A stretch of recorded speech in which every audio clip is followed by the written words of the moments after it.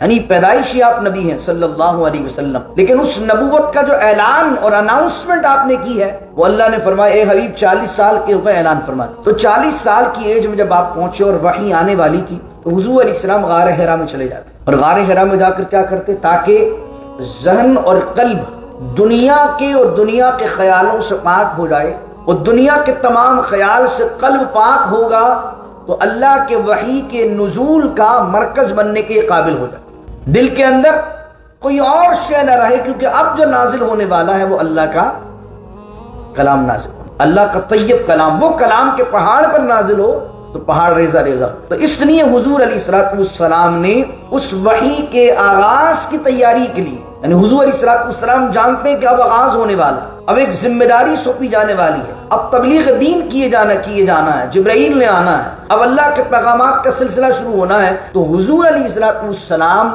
غار حرا میں اعتکاف کر کے اس کی پہلے ہی پریپ کر رہے ہیں کہ دل کو اس قابل بنایا جائے کہ اللہ کا وہ کلام میرے قلب پر نازل ہو جائے۔ اور یہاں قلب کا ذکر ہے، یہ نہیں کہا آپ پر، یہ نہیں کہا آپ کے دماغ پر، قلب اس لیے فرمایا کہ رب اشرح لی صدری ویسر لی امری واحلل عقدۃ من لسانی یفقهوا قولی اللهم صل علی سیدنا ومولانا محمد معدن الجود والکرم وآلہ وصحبہ وبارک وسلم وإنه لتنزیل رب العالمین صدق اللہ مولانا العظیم۔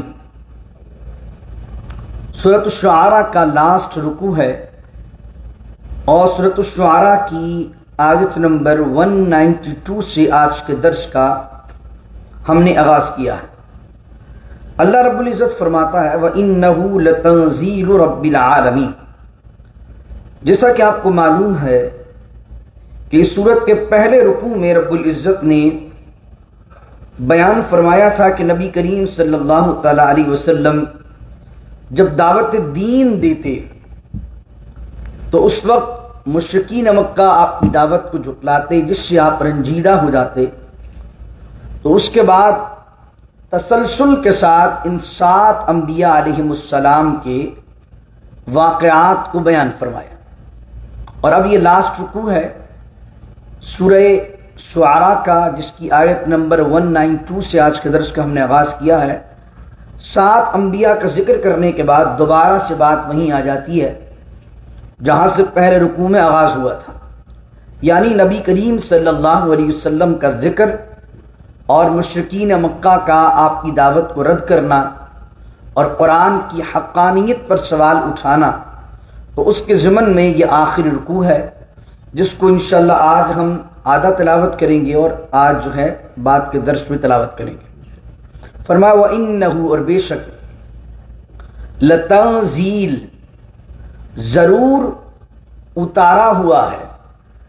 دیکھیں ایک ہوتا ہے نزول اور ایک ہوتا ہے تنزیل، کیا فرق ہے اس میں؟ دونوں کا جو روٹ ہے وہ دونوں کا روٹ تو نزلہ ہے، نون زا لام، لیکن نزول انزلہ ینزلو انزال، اور ایک ہے یہ تنزیل۔ تو ان دونوں میں فرق کیا ہے؟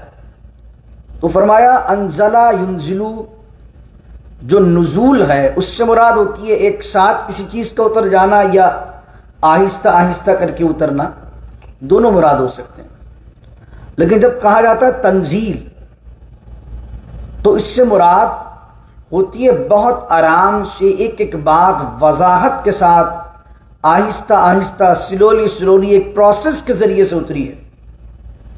جیسے موسیٰ علیہ السلام کو جو توریت دی گئی، وہ توریت جو تھی آپ طور پر تشریف لے گئے، آپ نے اللہ رب العزت کی بارگاہ میں عرض کی کہ میں کچھ احکامات اپنی قوم کے لیے چاہتا ہوں، تو اللہ نے الواح پر، الواح لوح کی جمع ہے، تختیوں پر چند احکامات اللہ رب العزت نے، وہ 10 کمانڈمنٹس جو یہودیوں کے یہاں بہت مشہور و معروف ہیں، اللہ نے وہ تختیوں پر لکھائی حضرت موسیٰ علیہ السلام کو دی۔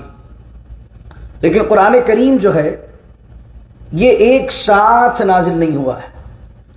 ایسا نہیں کہ الحمدللہ سے جبرائیل لے کے آئے اور ناس تک پہلے ہی دفعہ 1 شاٹ میں، ایک دفعہ میں ہی دے کر چلے گئے، کہ قرآن کریم میں جو آتا ہے اِنَّا أَنزَلْنَاهُ فِي لَيْلَةِ الْقَدْرِ وَمَا أَدْرَاكَ مَا لَيْلَةُ الْقَدْرِ، اس سے مراد یہ نہیں ہے کہ جبرائیل لیلۃ القدر یعنی کہ شب قدر میں رمضان شریف کی 27ویں رات کو پورا قرآن زمین پر لے کر آ گئے۔ مراد یہ ہوتی ہے کہ قرآن کریم لکھا ہوا تھا لوح محفوظ پر، اور جبرائیل نے جو لانے کی ابتدا کی ہے وہ 27ویں شب کو لانے کی ابتدا کی ہے، تو اسٹارٹ جو ہوا ہے ریویلیشن کا وہ ہوا ہے رمضان شریف میں۔ یہ دوسرا معنی یہ ہے کہ لوح محفوظ سے آیا ہے پہلے آسمان پر شب قدر میں، اور شب قدر کے پہلے آسمان سے نبی کریم صلی اللہ علیہ وسلم پر اترا ہے آہستہ آہستہ کر کے۔ کتنا عرصہ لگا؟ 23 سال، 23 ایئرس میں یہ پورا قرآن نازل ہوا۔ تو اس لیے یہاں پر قرآن کریم نے کہیں نزلہ کا لفظ استعمال کیا، جیسے اِنَّا أَنزَلْنَاهُ فِي لَيْلَةِ الْقَدْرِ، تو انزلناہ کے اندر بھی وہی روٹ ہے نزلہ، لیکن تنزیل اسے کہتے ہیں جو بہت آہستہ آہستہ ایک پروسیس سے ایک ایک بات سمجھا کے نازل ہوتی ہے۔ اس وجہ سے جب آپ قرآن کو پڑھتے ہیں تو قرآن کے اندر اکثر وہ مقامات ہیں جن کا کچھ نہ کچھ بیک گراؤنڈ ہے۔ اس سورہ مائدہ کو آپ پڑھتے ہیں تو وہاں پر جو تیمم کا حکم نازل ہوا ہے اس کے پیچھے پورا شان نزول ہے کہ حضرت عائشہ صدیقہ رضی اللہ تعالی عنہا کا ایک سفر میں ہار گم گیا، اور اس سفر کے اندر جہاں پر رکے تھے وہاں پر پانی نہیں تھا، اویلیبلٹی پانی کی نہیں تھی، اب کیا کریں؟ تو ایسے موقع پر اللہ رب العزت نے آیات وحی کی صورت میں نازل فرمائی، اور نبی کریم صلی اللہ تعالی علیہ وسلم نے ان آیات کو اپنے اصحاب کو پڑھ کے سنایا کہ اگر تم پانی کو نہ پاؤ تو تیمم کر لو۔ تو اس طریقے سے 23 سال میں نازل کرنے کا مقصد یہ ہے کہ ایک ایک مفہوم، ایک ایک بات دل میں اور دماغوں میں سما جائے۔ ایک ہی لیکچر میں سب کچھ بیان کر دینا اور روزانہ کی بنیاد پر بلا کر تھوڑا تھوڑا دیتے رہنے سے بات زیادہ یاد رہے گی، نہ کہ ایک دفعہ نازل کر دینے میں یا ایک دفعہ ایک ہی لیکچر میں سب کچھ سمجھانے سے۔ یہ انسان کی نفسیات ہے، یہ انسان کی سائیکلوجی ہے کہ وہ انسان ایک پروسیس کے تحت کسی بات کو اچھی طرح سمجھ پاتا ہے۔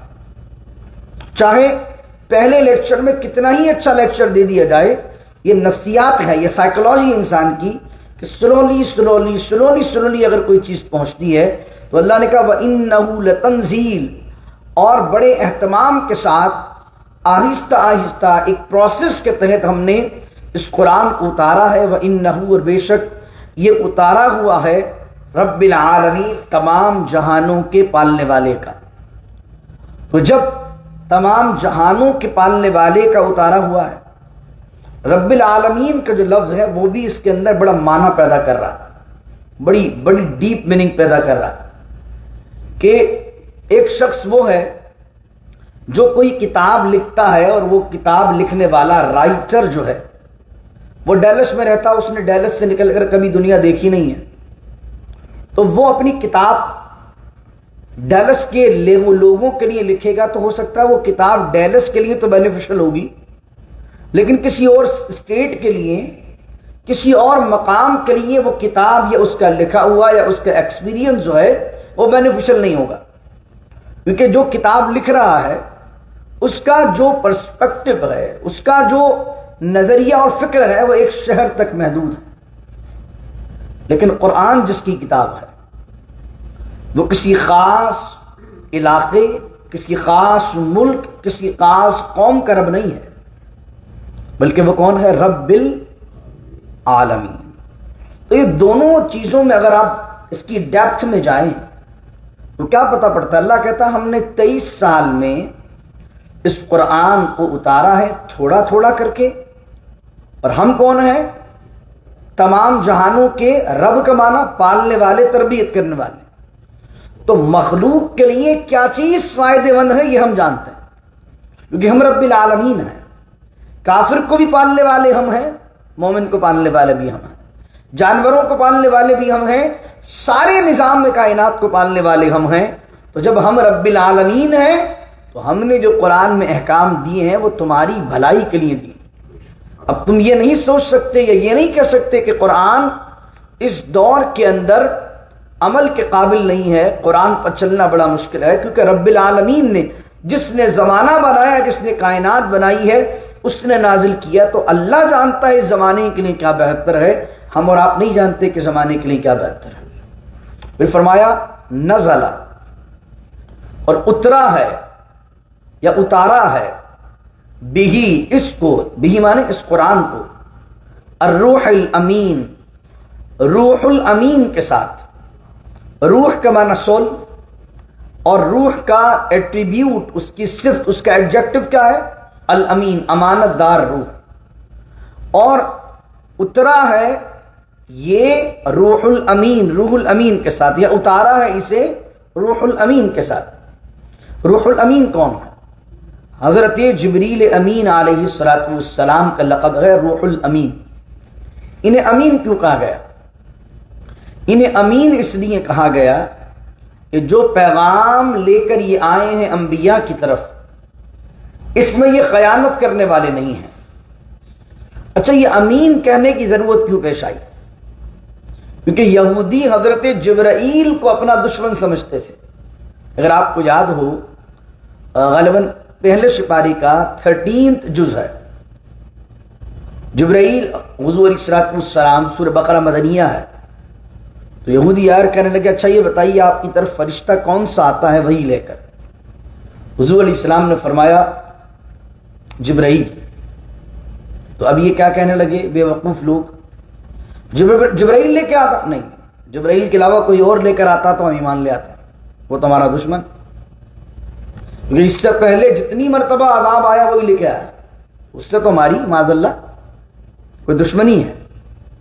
اور جبرائیل کے علاوہ کوئی اور فرشتہ لے کے آتا تو ہم مانتے۔ جس طرح میں نے بیان کیا کہ قوم لوط پر جو عذاب آیا ہے، اس میں ان کی بستیوں کو آسمان تک اٹھا کر پڑخ دینے والے کون ہیں؟ جبرائیل امین علیہ السلام۔ تو ان یہودیوں نے کہا کہ وہ تو ہمارے دشمن۔ تو قرآن کریم میں پہلے پارے میں اس کی وضاحت کی، قُلْ مَنْ كَانَ عَدُوًّا لِجِبْرِيلَ فَإِنَّهُ نَزَّلَهُ عَلَىٰ قَلْبِكَ بِإِذْنِ اللَّهِ مُصَدِّقًا لِمَا بَيْنَ يَدَيْهِ۔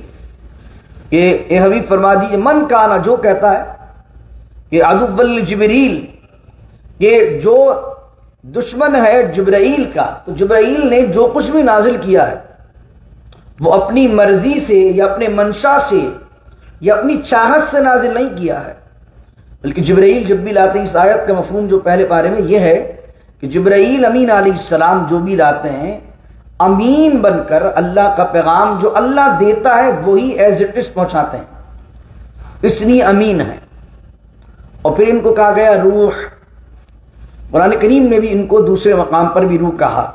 سورۃ القدر کی آیت جب ہم پڑھتے ہیں تو کیا پڑھتے ہیں؟ تنزل الملائکۃ والروح فیہا بإذن ربی۔ تو روح کا معنی جبرائیل، جبرائیل کو روح کہنے کی دو وجہ ہیں۔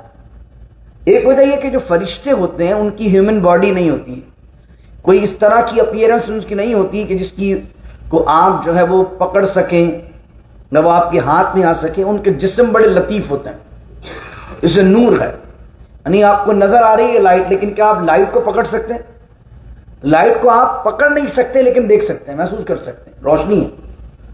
تو روح جو ہے اسی طرح روح کا بھی کوئی ہارڈ باڈی نہیں ہے جس کو آپ پکڑ لیں۔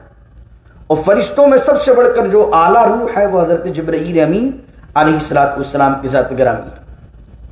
تو ایک تو قرآن نور، جبرائیل اس کو لانے والے وہ بھی روح، اور روح کیا ہوتی ہے؟ وہ بھی نور ہوتی ہے، روح الامین۔ اور دوسرا معنی جو روح کا بیان کیا گیا ہے، فرمایا روح جو ہوتی ہے وہ انسان کی زندگی کو اللہ سے کنیکٹ کرتی ہے۔ آپ کی روح مردہ ہے، آپ کا کنیکشن خدا سے کمزور ہے۔ آپ کی روح زندہ ہے تو آپ کا کنیکشن اللہ کی سے جڑا ہوا ہے۔ تو اب جبرائیل کو روح اس لیے یہاں کہا گیا کہ جبرائیل جو قرآن لے کر آئے ہیں وہ روحوں کو تازہ کرنے والا ہے۔ اللہ کی یاد میں جو روحیں متلاشی ہیں، اللہ کو چاہنے والی ہیں، ان روحوں کو یہ جبرائیل جو پیغام لے کر آئے ہیں وہ کلام جوڑنے والا، اس لیے کہا گیا کہ آپ روح الامین ہیں۔ اچھا روح الامین تو لے کر آئے، اگلی آیت کیا ہے؟ علی قلبک، اور نازل کس پر کیا؟ تنزیل بھی ہے، نزل بھی ہے، آہستہ آہستہ اتارا ہے، جبرائیل کے ساتھ اتارا ہے، لیکن کس پر اتارا ہے؟ علی قلبک، اے حبیب آپ کے قلب منور پر اتارا ہے۔ قلب مانے دل، علی قلبک آپ کے قلب پر اتارا ہے۔ اور قرآن کریم کو اگر آپ حشر میں چلے جائیے تو آپ کو حضور کے قلب منور کی اور انداز سے شان نظر آئے گی کہ قرآن کہتا ہے لو انزلنا، میں نے ابھی کیا بیان کیا؟ انزلنا کا معنی اتارنا، ریویلڈ سم تھنگ۔ لو انزلنا، اگر ہم نازل کرتے، ھذا القرآن، اس قرآن کو، لو انزلنا ھذا القرآن علی جبل، جبل میں نے معنی بیان کیا تھا کیا؟ پہاڑ۔ اگر ہم اس قرآن کو نازل کرتے پہاڑ پر، لرأیتہ، تو تم ضرور دیکھتے اس کو، خاشعا متصدعا من خشیت اللہ، تو قرآن کے جلال سے اور وہ پہاڑ اس کی خشیت سے ریزہ ریزہ ہو جاتا، یعنی پہاڑ کتنا زیادہ ہارڈ ہوتا، لیکن قرآن کا جو جلال ہے، اس کا نور ہے، اس کی جو تجلیات ہیں، یہ اس کی تجلیات اتنی ہے کہ اگر پہاڑ پر نازل ہوتا تو پہاڑ ریزہ ریزہ ہو جاتا۔ لیکن اللہ نے حضور جان عالم صلی اللہ علیہ وسلم کے قلب منور کو وہ حسین اور وہ قوت عطا فرمائی کہ یہ سارا قرآن کس کے قلب پر اترا ہے؟ نبی کریم صلی اللہ علیہ وسلم کی ذات گرامی پر۔ اس وجہ سے اعلان نبوت سے پہلے اس وجہ سے نبوت کے اعلان سے پہلے نبی کریم صلی اللہ علیہ وسلم کی زندگی میں چند مرتبہ شق صدر کا واقعہ پیش آیا ہے۔ سیرت کی کتابوں کو پڑھی آپ تو جب دائی حلیمہ سعدیہ رضی اللہ تعالی عنہا کے یہاں بکریاں چراتے ہیں، اس وقت جبرائیل آتے ہیں اور آپ اکیلے بکریاں چرانے مصروف ہیں۔ جبرائیل آتے ہیں اور حضور علیہ السلام خود بیان کرتے ہیں کہ جبرائیل میرے پاس آئے، مجھے انہوں نے لٹایا اور میرے سینے کو کھولا، میرے دل کو نکالا اور میرے دل کو نکال کر جنت کے پانی سے اسے غسل دیا۔ اس چیز کو کہتے ہیں شق صدر، صدر معنی سینہ، شق کا معنی کھلنا۔ تو حضور صلی اللہ علیہ وسلم کی زندگی میں سیرت نگاروں نے لکھا، جنہوں نے حضور علیہ السلام کی سیرت کو بیان کیا، انہوں نے لکھا کہ 3 مرتبہ اور ایک نے لکھا کہ 5 مرتبہ شق صدر کا واقعہ پیش آیا۔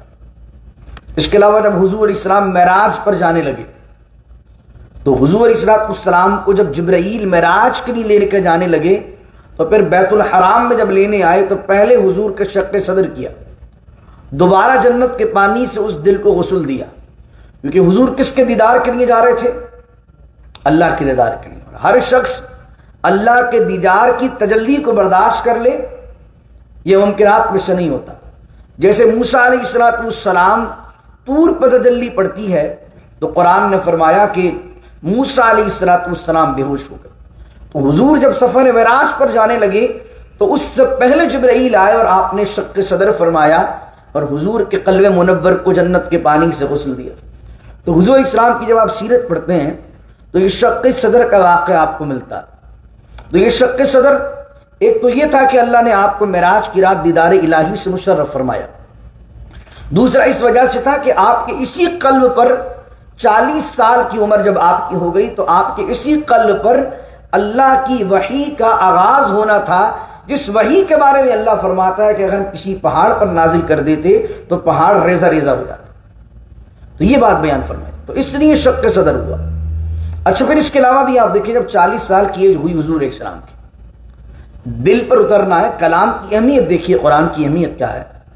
تو حضور علیہ السلام کی سیرت میں ملتا ہے کہ جب قرآن کا آغاز ہوا، وحی نازل ہونے والی تھی، اور پہلی وحی کون سی تھی؟ اقرأ بسم ربک الذی خلق۔ حضور علیہ السلام اس وحی کے نازل ہونے سے پہلے خلوت نشین ہو گئے، لوگوں سے ملنا چھوڑ دیا، یعنی کہ مجالس میں، گیدرنگ میں جانا حضور نے چھوڑ دیا، بلکہ حضور کو تنہائی زیادہ پسند آنے لگی، اور اسی تنہائی کی وجہ سے حضور علیہ السلام نے کئی دن کا اعتکاف کرنا شروع کر دیا غار حرا میں۔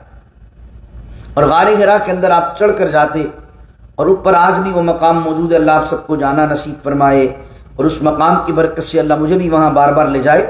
اللہ آئندہ سال حجاج کی فہرست میں ہمیں شامل فرمائے اور ہم سب وہاں پہنچیں. تو حضور علیہ السلام نے آغاز وحی سے پہلے، نبوت کے آغاز سے پہلے نہیں، یہ بات یاد رکھیے گا، میں یہ نہیں کہہ رہا کہ نبوت ملنے سے پہلے، میں نے کیا کہا؟ اعلان نبوت سے پہلے. ہمارا عقیدہ اہل سنت کا یہ نہیں ہے کہ آپ 40 سال کی عمر میں نبی بنے. نبی تو آپ بون نبی ہیں، یعنی پیدائشی آپ نبی ہیں صلی اللہ علیہ وسلم. لیکن اس نبوت کا جو اعلان اور اناؤنسمنٹ آپ نے کی ہے وہ اللہ نے فرمایا اے حبیب 40 سال کے ہو گئے، اعلان فرما دیجیے. تو 40 سال کی ایج میں جب آپ پہنچے اور وحی آنے والی تھی تو حضور علیہ السلام غار حرا میں چلے جاتے اور غار حرا میں جا کر کیا کرتے؟ تاکہ ذہن اور قلب دنیا کے اور دنیا کے خیالوں سے پاک ہو جائے، اور دنیا کے تمام خیال سے قلب پاک ہوگا تو اللہ کے وحی کے نزول کا مرکز بننے کے قابل ہو جائے. دل کے اندر کوئی اور شے نہ رہے، کیونکہ اب جو نازل ہونے والا ہے وہ اللہ کا کلام نازل ہونا، اللہ کا طیب کلام. وہ کلام کے پہاڑ پر نازل ہو تو پہاڑ ریزہ ریزہ ہو جائے. تو اس لیے حضور علیہ السلام نے اس وحی کے آغاز کی تیاری کے لیے، یعنی حضور علیہ السلام جانتے ہیں کہ اب آغاز ہونے والا، اب ایک ذمہ داری سونپی جانے والی ہے، اب تبلیغ دین کیے جانا ہے، جبرائیل نے آنا ہے، اب اللہ کے پیغامات کا سلسلہ شروع ہونا ہے. تو حضور علیہ السلام غار حرا میں اعتکاف کر کے اس کی پہلے ہی پریپ کر رہے ہیں کہ دل کو اس قابل بنایا جائے کہ اللہ کا وہ کلام میرے قلب پر نازل ہو جائے. اور یہاں قلب کا ذکر ہے، یہ نہیں کہا آپ پر، یہ نہیں کہا آپ کے دماغ پر. قلب اس لیے فرمایا کہ ہدایت کا جو معاملہ ہے وہ دل سے ہی ہے.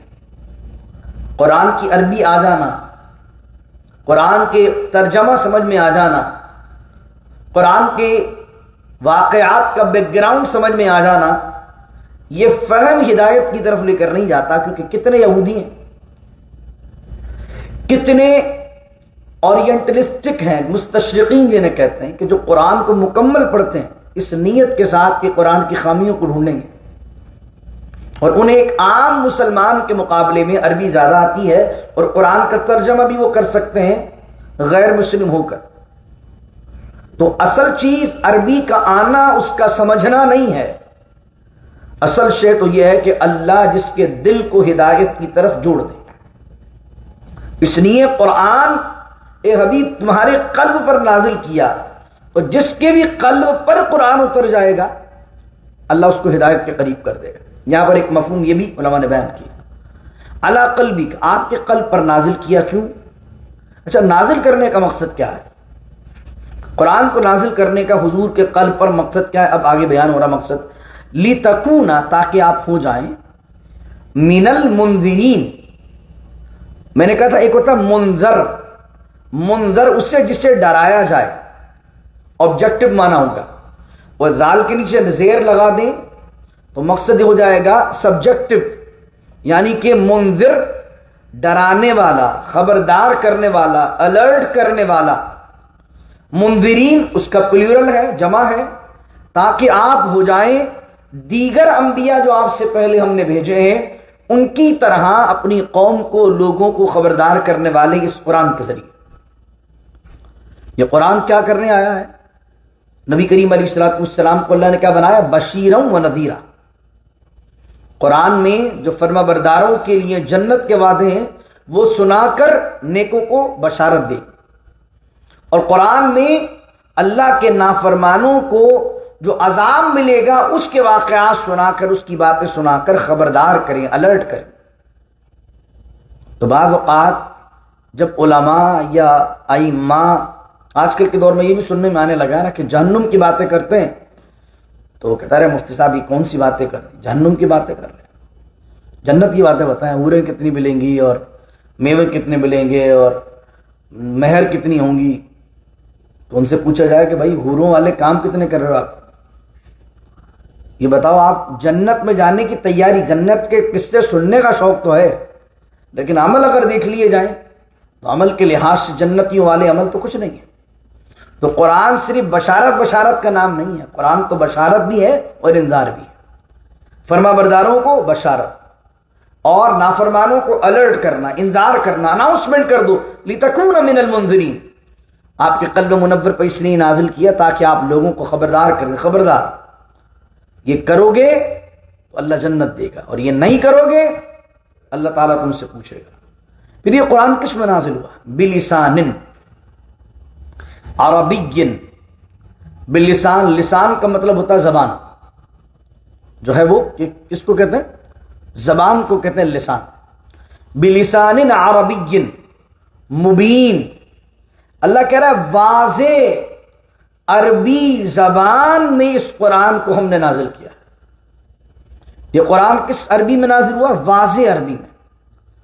یہ اہل مکہ کو سمجھایا جا رہا ہے کہ بھائی یہ قرآن جو حضور لے کر آئے ہیں، جو ہدایت کی باتیں تمہیں بتا رہے ہیں، کوئی ایسی پروگرامنگ لینگویج تو ہے نہیں ہے، کوئی ایسی کوڈنگ کی ورڈنگ تو ہے نہیں کہ جو تمہیں سمجھ میں نہیں آ رہی، تم یہ کہہ سکو کہ یار یہ اتنی ہارڈ زبان میں لکھا ہوا ہے کہ سمجھ میں نہیں آ رہا، یا یہ ایسی کوڈنگ میں لکھا ہوا ہے کہ جو اللہ جانتا ہے، اس کا حبیب جانتا ہے، اس کے علاوہ دنیا کے اندر یہ زبان کوئی جانتا ہی نہیں۔ بلسان عربی مبین، واضح عربی زبان میں یہ قرآن نازل ہوا۔ جب قرآن عربی میں نازل ہوا تو کیا چاہیے ہم نے امریکہ آئے انگلش بھی سیکھ لی۔ میں کچھ لوگوں کو جانتا ہوں امریکہ کے اندر جنہوں نے بالکل اسکول نہیں پڑھا لیکن عربی انگلش بہترین بول لیتے، بزنس کر لیتے ہیں، کام کر لیتے ہیں، بہت سارے کام کر لیتے ہیں۔ ضرورت تھی تو انگلش بھی سیکھ لی، ضرورت تھی تو یہاں پر آ کے جناب ایسے ایریے کے اندر اگر ہے کہ جو ہمارے یہاں پر بلیک پیپل ہیں جو سلینگ بولتے ہیں، ان کو سلینگ بولنا بھی آتی ہے۔ اگر کاروبار میکسیکن سے تو انہیں اسپینش بولنا بھی آتی ہے۔ اور جس دین پر ہے، جس دین کی کتاب عربی میں، اس عربی کا ایک ورڈ بھی نہیں آتا، اتنی بھی عربی نہیں آتی کہ آدمی نماز میں جو قرآن پڑھتا ہے اس کو سمجھ لے۔ یہ نماز میں جو سمیع اللہ لمن حمیدہ کہتا ہے، ایٹ لیسٹ کم از کم اس کی ٹرانسلیشن تو پتا ہو۔ قرآن کریم جو آیا ہے وہ کیا صرف تلاوت کے لیے آیا؟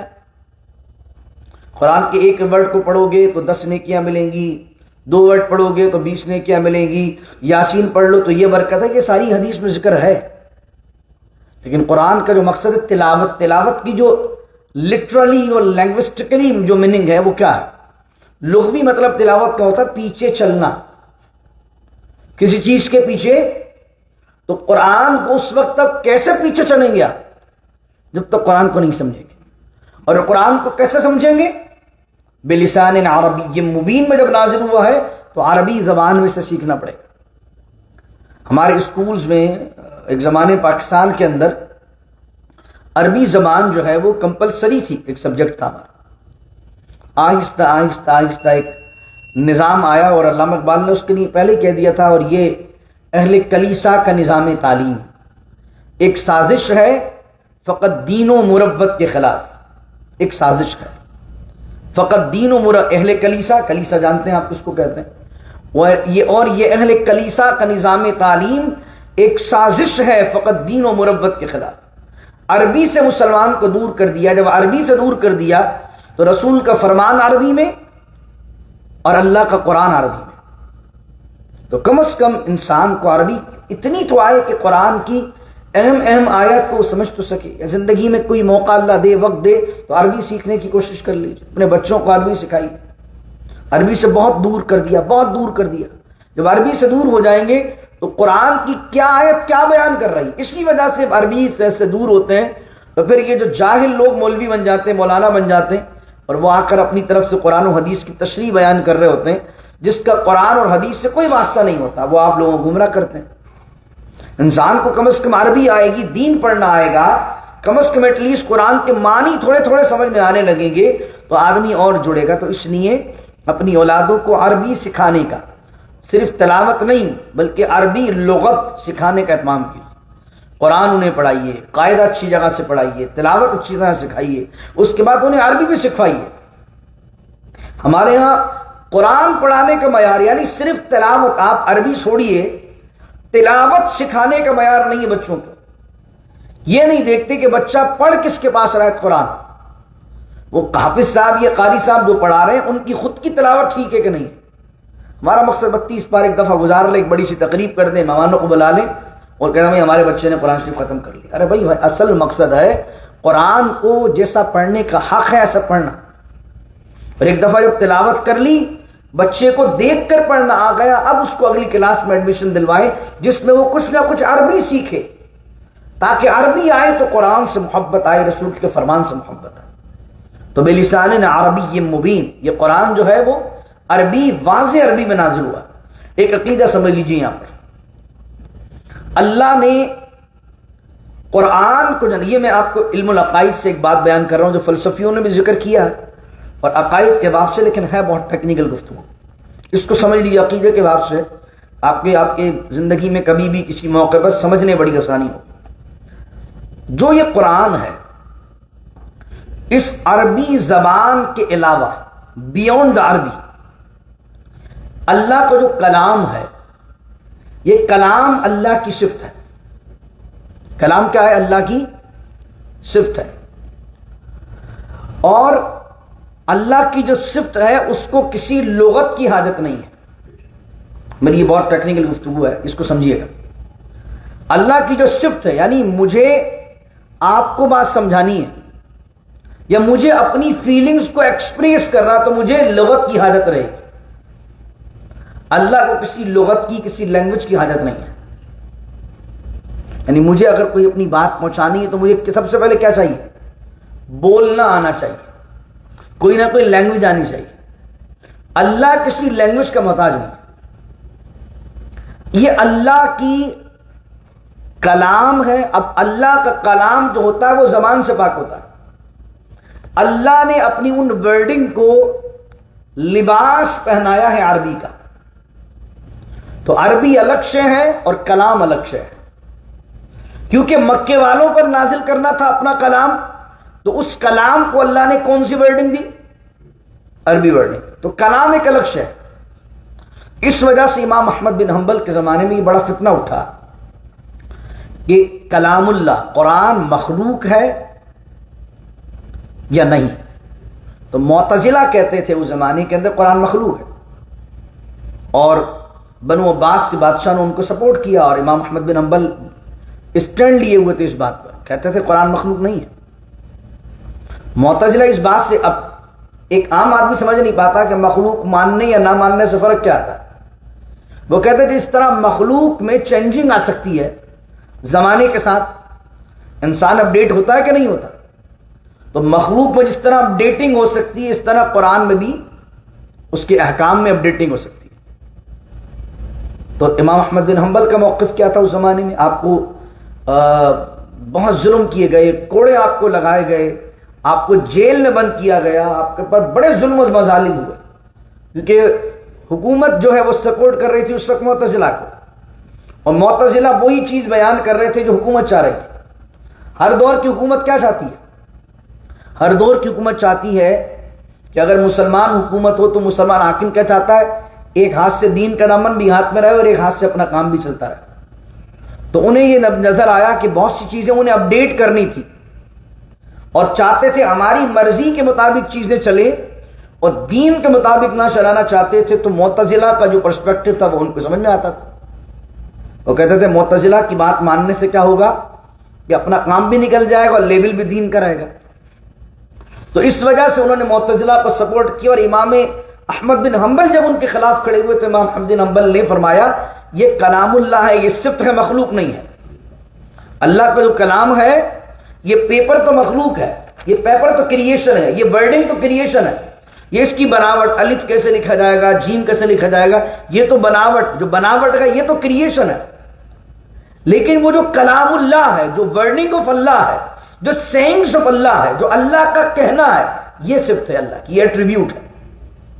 وہ جو اللہ کا ایٹریبیوٹ ہے، جب اللہ چینج نہیں ہو سکتا تو اللہ کے ایٹریبیوٹ بھی چینج نہیں ہو سکتے. میں نے کالم پڑھا تھا ایوب خان کے والے سے.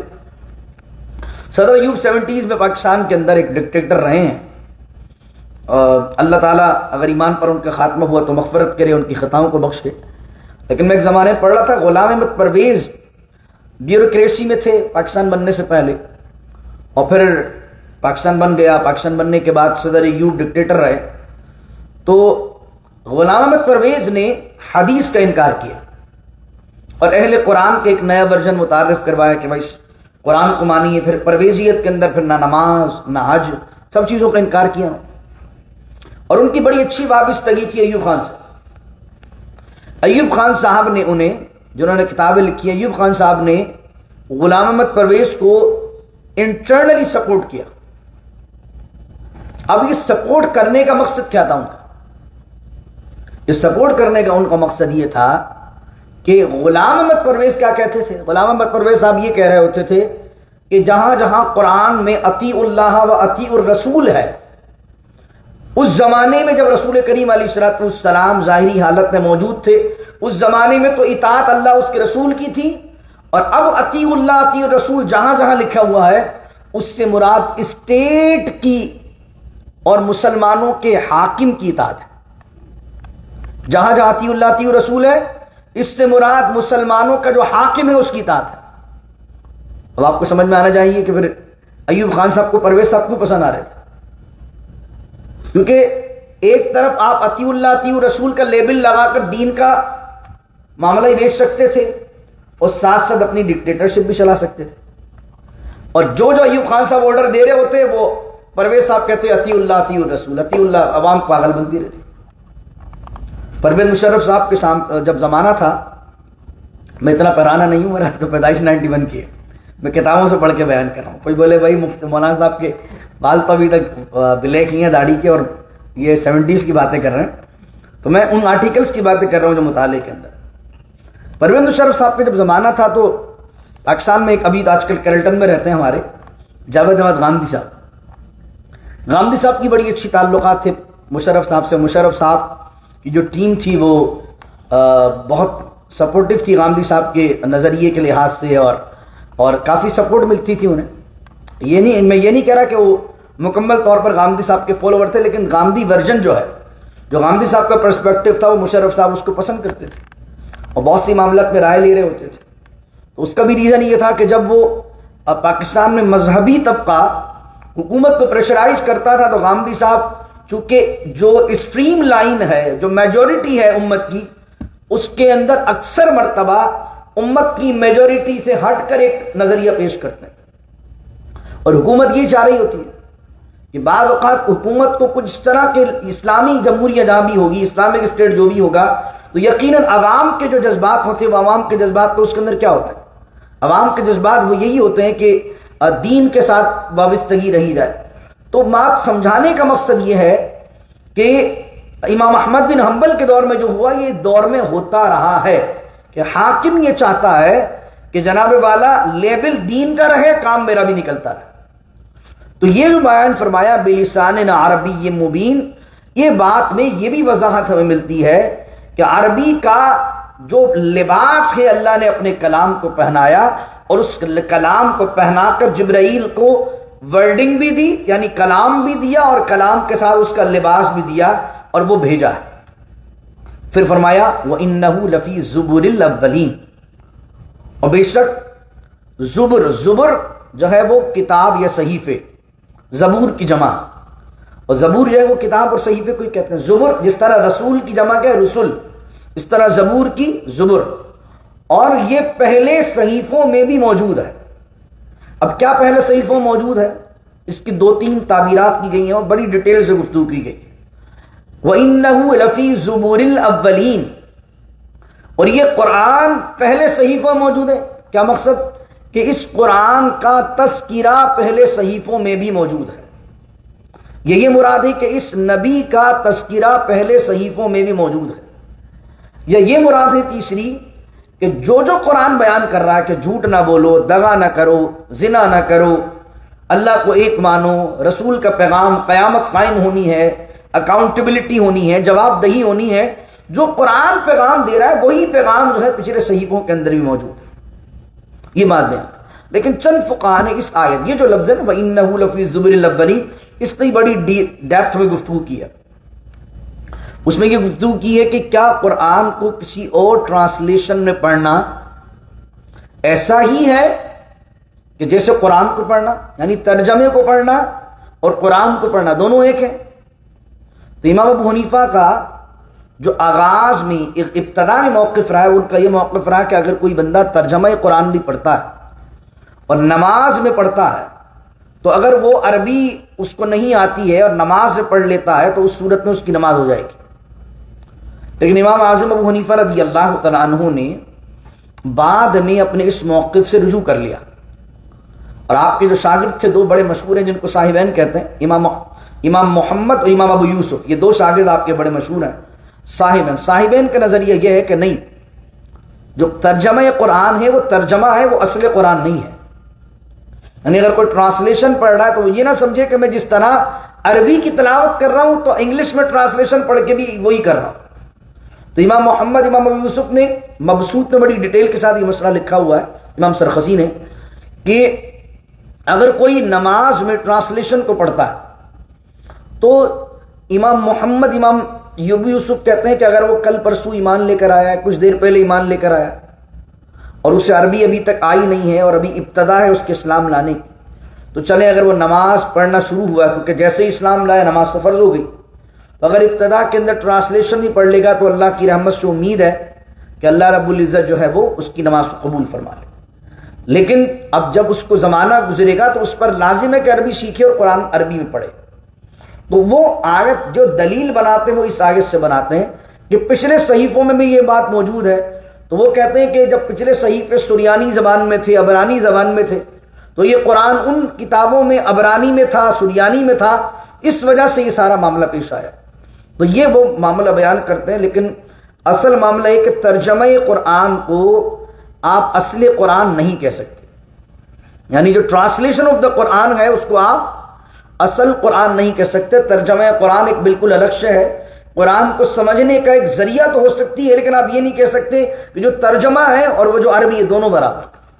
ترجمہ ہے، کیونکہ جو ترجمہ کرنے والے ہیں عربی میں یا فارسی میں یا انگلش میں وہ بھی جانتے ہیں کہ بعض اوقات جب اردو میں ترجمہ کر رہے ہوتے ہیں تو جو ایکچول میننگ آیت کی جو عربی میں آ رہی ہوتی ہے لطف کے ساتھ، وہ کسی بھی زبان میں اور میں نہیں آتی. یعنی وہ مفہوم جو عربی میں سمجھ میں آ رہا ہوتا ہے اس مفہوم کو آپ کسی اور زبان میں مکمل طور پر ڈھال ہی نہیں سکتے. وَإِنَّهُ لَفِي زُبُرِ الْأَوَّلِينَ.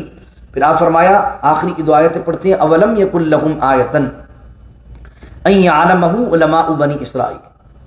اور کیا یہ نہیں ہے ان کے لیے نشانی، ان یعلمہ کہ اس قرآن کو جانتے ہیں، اس نبی کو جانتے ہیں، علماء بنی اسرائیل، بنی اسرائیل کے علماء، بنی اسرائیل کے علماء اس قرآن کو جانتے ہیں.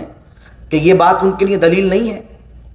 یعنی کہ مشرکین مکہ کو اگر کوئی علمی بات پوچھنی ہوتی تو مدینے کے یہودیوں سے یا عیسائیوں کو خط لکھتے تھے، قافلہ بھیجاتے تھے.